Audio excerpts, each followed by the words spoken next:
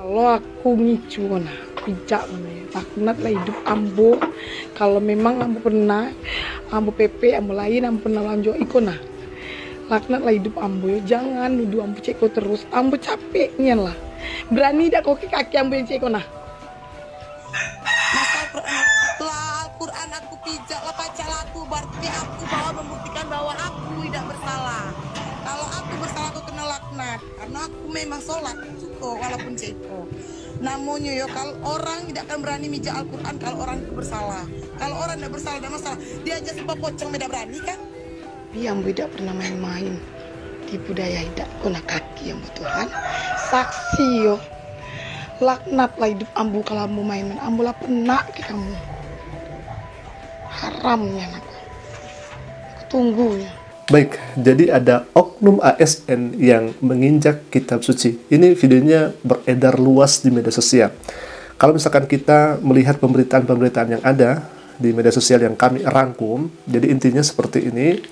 Hari itu inisial V ya, berada di rumahnya di wilayah Rejang Lebong.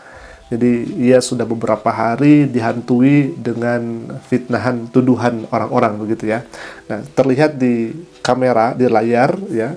Jadi V ini merasa tertekan, terpojok dan tidak percaya meskipun ia sudah berulang kali membantah tuduhan-tuduhan tersebut. Dalam kondisi seperti itulah kemudian ia berniat melakukan sesuatu yang menurutnya bisa membuktikan bahwa dirinya ini jujur gitu ya, bahwa dirinya tidak bohong dan sebagainya.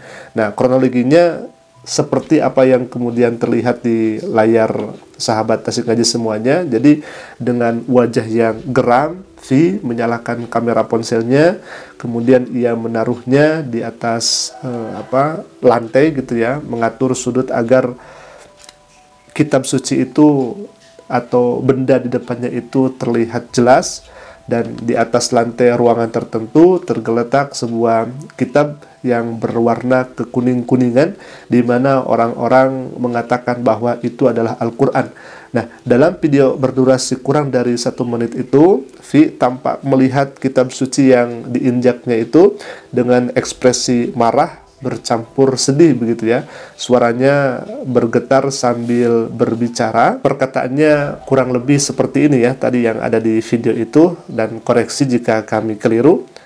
Kalau saya bersalah, maka laknatlah hidupku. Kalau aku pernah melakukan kesalahan itu, ya, kesalahan tersebut, maka laknatlah hidup aku. Jangan menuduh aku melakukan hal demikian. Aku capek gitu ya. Aku injak Al-Quran membuktikan bahwa aku tidak bersalah ya. Kalau aku bersalah, aku kena laknat. Begitu kira-kira apa kata yang ada dalam video tersebut. Nah, jadi momen itu berlangsung hanya beberapa detik saja, namun cukup mengguncang publik dan video tersebar dipenuhi dengan reaksi publik. Jadi setelah rekaman tersebut dikirim kepada orang yang dimaksud di dalam ucapannya itu, namun ternyata tak lama selang kemudian rekaman itu menyebar ke luar pribadinya begitu ya, dan viral di media sosial dalam waktu kurang dari 1 hari. Video beredar luas di WhatsApp, di Facebook, di TikTok dan lain sebagainya. Dan setelah merasa terpojok, beliau ini buru-buru memberikan klarifikasi melalui video barunya. Nah, kita akan lihat terlebih dahulu sebelum kita reaksi bagaimana klarifikasi daripada orang ini. Assalamualaikum warahmatullahi wabarakatuh. Saya atas nama Vita Melia mengakui atas perbuatan saya yang telah menginjak buku Yasin pada saat melakukan sumpah. Kejadian tersebut saya lakukan karena saya dalam kondisi sakit dan tertekan dalam permasalahan pribadi saya. Atas keliruan dan kesalahan ini saya mohon maaf, dan saya minta mohon maaf untuk kesalahan ini. Saya terima kasih. Assalamualaikum warahmatullahi wabarakatuh. Nah, setelah ini viral, kemudian MUI juga mengecam tindakan orang ini. Nah, ini yang disayangkan oleh MUI. Kenapa kok seperti itu gitu ya? Nah, di sini disebutkan Bengkulu Network MUI kecam tindakan oknum ASN di Kabupaten Kepahyang yang viral injak Al-Quran. Majelis Ulama Indonesia MUI Kabupaten Kepahyang angkat bicara terkait beredarnya video viral adanya oknum ASN yang melakukan dugaan penistaan agama dengan menginjak kitab suci Al-Quran.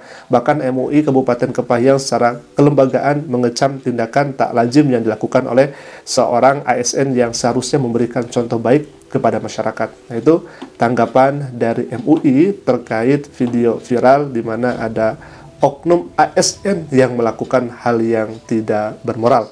Alhamdulillah, di sini kami reaksi ya, dan sedikit untuk meluruskan juga.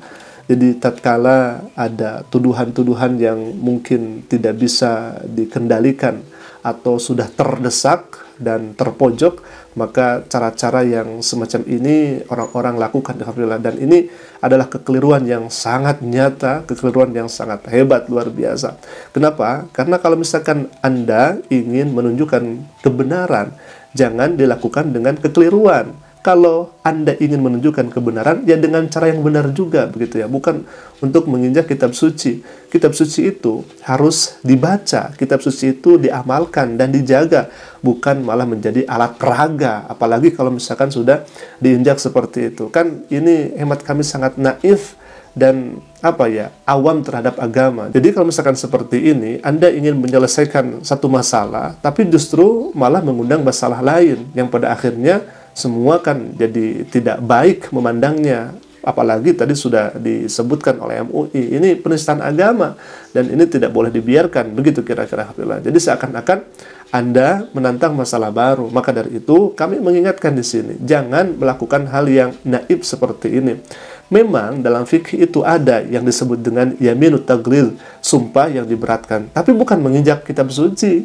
Ini kan salah besar, ini fatal. Untuk menginjak kitab suci seperti itu salah besar, karena yang disebut dengan yaminut taglid itu tetap dengan cara-cara yang baik dan tetap dengan cara-cara yang bermoral.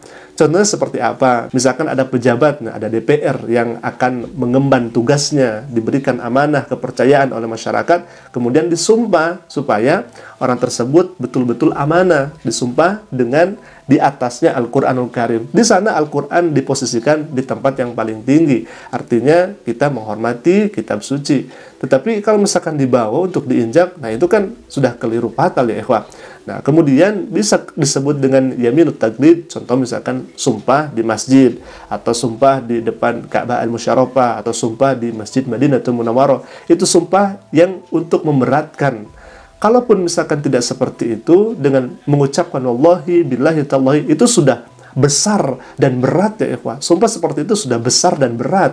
Maka sejatinya bukan bagaimana cara dia sumpahnya. Allah itu tidak melihat bagaimana tangan Anda, bagaimana kaki Anda saat posisi bersumpah, tidak. Tetapi keseriusan hati kita. Apakah memang betul orang tersebut takut kepada Allah Subhanahu wa taala sehingga dia bersumpah? Kalau dia takut, maka insya Allah benar dengan sumpahnya. Tapi kalau misalkan dia tidak takut kepada Allah Subhanahu wa taala, mau dengan cara apapun dia bersumpah, maka hal itu tidak akan menjadi ketakutan bagi dirinya, karena dari awalnya dia tidak takut kepada Allah Subhanahu wa taala. Maka dari sini kami meluruskan dan kami mengingatkan salah satunya kepada oknum dari ASN ini, dan juga kemarin-kemarin ada ya ikhwah yang menginjak Al-Qur'anul Karim juga.